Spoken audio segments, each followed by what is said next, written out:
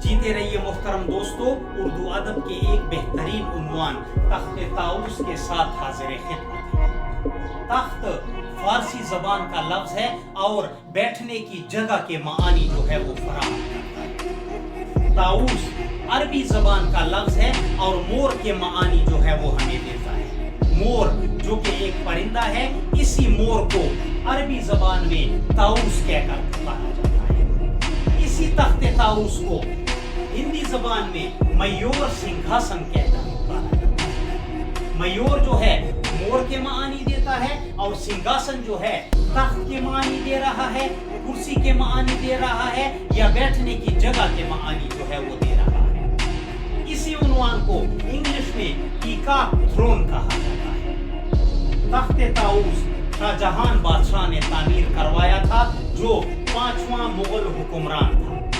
इसने अपना दौरे हुकूमत शुरू किया 1628 से और 1658 तक ये इसी तख्त ताऊस पर तख्त नशीन रहा। इसकी बेगम का नाम मुमताज महल था और ये वही मुमताज महल है जिसके लिए इस शाहजहां बादशाह ने एक महल तामीर करवाया जिसको ताज महल कहा जाता है। वो आज भी आगरा में अपनी पूरी शान और शौकत और आबेताब के साथ खड़ा है और ये वही ताज महल है जिसका शुमार जो है दुनिया के 8 अजूबों में से होता है। जब आप इस तख्त ताऊस की तारीख सुनेंगे, इसकी हिस्ट्री में आपके सामने बयान करूंगा, तो यकीन मानिए कि ये तख्त ताऊस भी आपको किसी अजूबे से कम नहीं लगेगा। तो बने रहिएगा हमारे साथ। आज के हमारे उन्वानात में मुख्तलिफ जो हैं वो सवालात शामिल हैं। शाहजहां ने इसको तामीर करवाया, इसके बाद इस तख्त पर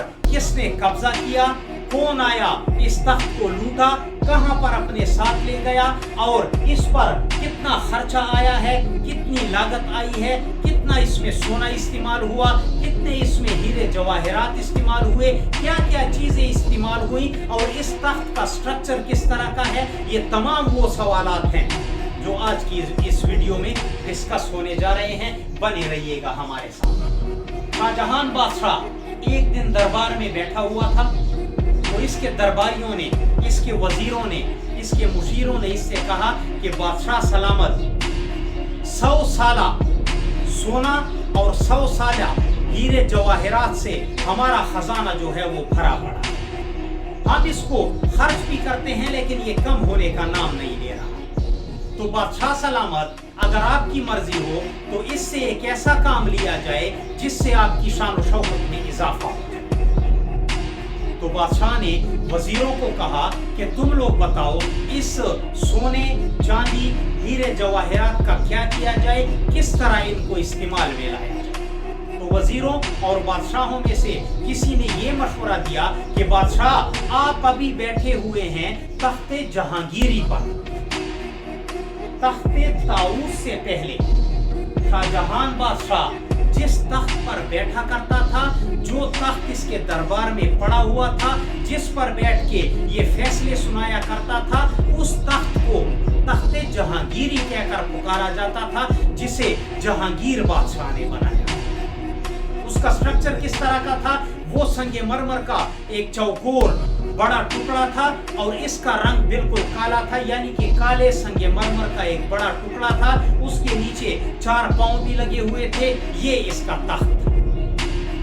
तो जब इसने इनकी ये बात सुनी तो इसने कहा कि चलो ठीक है, हम तख्त तो बनाएंगे लेकिन याद रखना एक ऐसा तख्त बनाया जाए कि जो मुझसे पहले किसी बादशाह ने ना बनाया हो और मेरे बाद आने वाले जितने भी बादशाह हो मुगल हुक्मरान, उनमें से भी कोई इस तरह का तख्त ना बना सके। तो बादशाह ने अपने मुशीरों से मशवरा किया, जिनमें एक शख्स जो है बेबदल खान नामी था। बेबदल खान नामी शख्स जो है उस दौर का शाहजहां बादशाह का सरकारी खजाने का इंचार्ज था, यानी कि वजीर खजाना था। तो शाहजहां बादशाह ने इससे कहा कि हमारे खजाने में कितना सोना पड़ा हुआ है, कितने हीरे जवाहरात पड़े हुए हैं, इसका अंदाजा लगाओ और बेहतरीन से बेहतरीन زرگر کو یا بہترین سے بہترین سناروں کو بلایا جائے اور ان سے بات کرو کہ کیا وہ اتنی بڑی تعداد میں سونے اور ہیرے جواہرات سے میرے لیے تخت تیار کر سکتے ہیں؟ تو بے بدل خان نے اس کی بات کو بجا لایا اور سناروں کو بادشاہ کے سامنے پیش کیا. سناروں نے حامی بھر لی کہ ہم یہ تخت بنا تو لیں گے لیکن اس میں ہمیں بہت بڑا عرصہ لگ جائے گا. تو شاہ جہان نے کہا کہ جتنا عرصہ تم نے لگانا ہے لگا لو، اگر میں زندہ رہا اور قسمت ہوئی تو ایک نہ ایک دن اس تخت پر تخت نشین ہو جاؤں. اس تخت کو بنانے کے لیے 1150 کلو سونا جو ہے وہ سناروں کو دیا، 230 کلو ہیرے جواہرات، قیمتی پتھر اور قیمتی موتی جو ہیں وہ سناروں کو دیے گئے کہ کسی چیز کی کمی نہیں ہونی چاہیے. اس کے علاوہ بھی اگر تمہیں سونے کی ضرورت ہے تو تمہیں ملے گا، لیکن اس تخت میں کسی طرح کی کمی نہیں آنی چاہیے. اس تخت کو بناتے بناتے بناتے بناتے 7 سال لگ گئے. 7 سال کے بعد یہ تخت جو ہے تیار ہوا. یہ تخت اس وقت سب سے پہلے آگرے قلعے میں رکھا گیا اور اس کے بعد پھر لال قلعے دہلی میں اس کو رکھا گیا. وقت گزرتا گیا. میں بات کو تھوڑا سا شارٹ کرنا چاہوں گا کیونکہ یہ ویڈیو جو ہے بہت لمبی ہو جائے گی. بہت سی چیزیں جو ہیں اس میں موجود ہیں لیکن میں ویڈیو کو زیادہ لمبا نہیں کرنا چاہتا. صرف آپ کے مائنڈ میں تخت طاؤس کا ایک چھوٹا سا نقشہ جو ہے وہ بیان کرنا چاہتا ہوں اور رکھنا چاہتا ہوں. آگرہ میں پہلے رکھا گیا، اس کے بعد لال قلعے دہلی میں رکھا گیا. وقت گزرتا گیا. شاہ جہان بادشاہ جو ہے وہ بوڑھا ہوتا گیا. اس کا ایک بیٹا تھا جس کا نام اورنگزیب تھا، اورنگزیب عالمگیر. اس نے اپنے باپ سے کہا کہ ابو جان اب آپ بوڑھے ہو گئے ہیں، یہ حکومت میرے حوالے کر دو. لیکن یہ شخص جو ہے حکومت چھوڑنے کو تیار نہیں تھا کیونکہ اسے پتا تھا کہ میرا بیٹا جو ہے نظام کو اس طریقے سے نہیں چلا سکتا جس طریقے سے میں چلا رہا. حاسد تھا، حکومت کرنا چاہتا تھا. اس لیے جب اس کے باپ نے انکار کیا کہ میں حکومت نہیں چھوڑوں گا تو اس نے اپنے ساتھیوں کے ساتھ مل کر اپنے باپ کو جیل کی سلاخوں کے پیچھے ڈال دیا اور خود جو ہے وہ تخت نشین ہو گیا. 1658 میں اس نے حکومت شروع کی اور 1707 تک جو ہے اورنگزیب عالمگیر جو ہے وہ حکومت کرتا رہا. اس کی ڈیتھ کے بعد ایک اور مغل حکمران آیا جس کا نام جو ہے محمد شاہ رنگیلا تھا. محمد شاہ رنگیلا یہ گناہوں سے بھرا ہوا شخص تھا. ہر قسم کی برائی اس میں موجود تھی، اس لیے اس نے اپنا تخلص جو ہے رنگیلا رکھا تھا، یعنی کہ اس میں ہر قسم کا شوق جو ہے وہ موجود. اس نے حکومت شروع کی 1719 سے اور 1748 تک یہ تخت نشین رہا. اسی تخت طاؤس پر بیٹھا کرتا تھا. اسی دوران میں، اسی کی دور حکومت کے دوران میں ایران کا ایک بادشاہ تھا جس کا نام نادر شاہ تھا. اس نے حملہ کر دیا ہندوستان پر اور حکومت تھی محمد شاہ رنگیلا کی. کیونکہ مغل حکومت جو ہے اس وقت نہایت ہی کمزور ہو چکی تھی اپنی عیاشیوں کی بدولت، تو اس نے موقع دیکھ کر محمد شاہ رنگیلے پر اس نے حملہ کر دیا. 1739 میں بہت لوٹ مار کی، بہت سا سامان لے گیا اور جاتے جاتے کوہ نور ہیرا بھی لے گیا جو جڑا ہوا تھا تخت طاؤس کے اندر. تخت طاؤس کے اندر جو ہیرا موجود تھا وہ بھی لے گیا اور ساتھ میں تخت طاؤس بھی اٹھا کر لے گیا. تھوڑا سا سٹرکچر بیان کرنا چاہوں گا تخت طاؤس کا. تخت طاؤس کے بارے میں کہتے ہیں کہ اس کے 4 سونے کے مضبوط پاؤں تھے. 7 سونے کے مضبوط پاؤں تھے. 6 ضربے 4 فٹ اس کی لمبائی اور چوڑائی تھی. 5 فٹ جو ہے اس کی اونچائی تھی. یہ خاکہ ایک فرانسیسی سنارا تھا، جوہری تھا، ہیرے جواہرات کا کاروبار کرتا تھا جس کا نام جو ہے جین بیپٹسٹ ٹریونائر. جین بیپٹسٹ ٹریونائر. اس نے جب سنا کہ اس طرح کا ایک تخت ہے جس کا نام تخت طاؤس ہے، تو وہ اس کو دیکھنے کے لیے ہندوستان آیا۔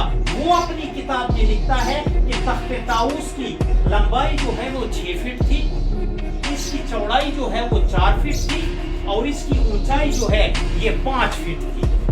اس نے اپنی کتاب میں یا ٹریول لوگ میں یہ بھی بیان کیا ہے کہ بادشاہ کے بالکل پشت میں اس تخت کے اوپر دائیں طرف اور بائیں طرف 2 مور بنائے گئے تھے، اور وہ مور اس انداز میں بنائے گئے تھے جیسے مور ناچ رہے ہوں۔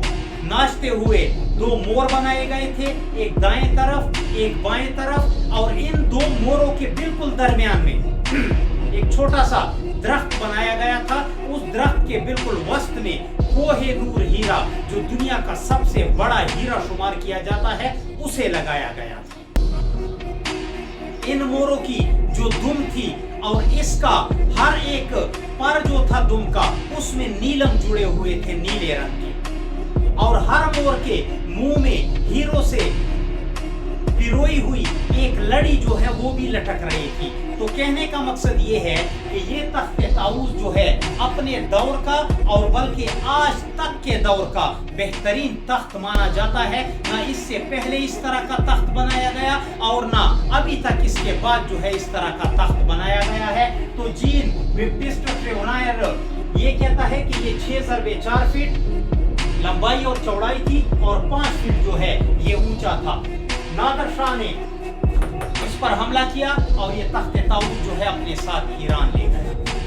1747 میں نادر شاہ کا بھی قتل ہوا، اسے بھی باغیوں نے قتل کر دیا، اور یہ تخت طاؤس جو ہے وہ باغی اپنے ساتھ اٹھا کر لے گئے، اور اس دن سے لے کر آج تک تخت طاؤس کا کوئی پتہ نہیں ہے کہ وہ کہاں پر ہے، بالکل غائب ہو گیا ہے۔ کتابیں لکھتی ہیں کہ اس کے کچھ حصے توڑ دیے گئے، آپس میں تقسیم کر لیے گئے، کچھ سونا کسی نے رکھ لیا، کچھ سونا کسی نے رکھ لیا، ہیرے جواہرات جو ہیں وہ اس سے اکھاڑ لیے گئے۔ تو کہنے کا مقصد یہ ہے کہ یہ تخت طاؤس جو ہے اب بالکل غائب ہو چکا ہے اور اس دنیا میں موجود نہیں ہے۔ تو اپنا بھی خیال رکھیے گا، اور ہمیں بھی دعاؤں میں یاد رکھنے کی ضرور کوشش کیجیے گا، اور اگر ہمارا یہ عنوان آپ کو پسند آیا ہو تو لہٰذا ہمیں سپورٹ کرنے کی ضرور کوشش کیجیے گا۔ اللہ حافظ۔